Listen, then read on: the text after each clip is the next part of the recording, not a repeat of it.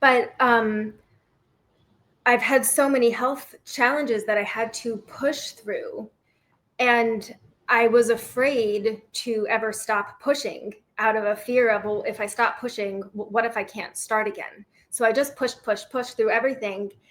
And when I got a concussion, my sixth concussion, hopefully last, in 2018, I believe, that was the first thing that I hadn't actually been able to push through. And that was frightening and confusing. I did try to push through the concussion for about a month, and it really did not go well. And in fact, it made me much worse. And after a month, and then my doctor telling me that I'd made myself worse by not allowing myself to acknowledge and accept that I had a head injury and that I needed to take it easy.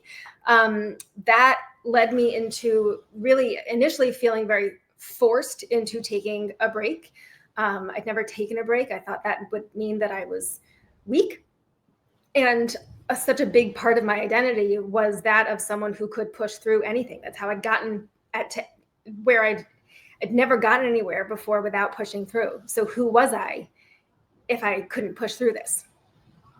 So I was forced into taking this time off to have my head heal, my brain heal, and it ended up being one of the best things that's happened to me, because it really also forced me to pause and reassess what I was doing, what was working, what wasn't working, kind of remind myself why I'd gone to law school in the first place, what I wanted to do, what I felt my purpose was, how I wanted to live, what I wanted my lifestyle to look like, what my priorities were, and what my values were, all these sorts of things that, when I was just on autopilot and moving so fast and pushing through everything, I just wasn't really able to contemplate. And so this concussion period put me into a position of just being bored out of my mind. And then after a bit, the boredom started to lead me into finding myself again, asking myself all these kinds of questions and starting to answer them. And also starting to feel creative for the first time in a really, really, really long time. And it also started to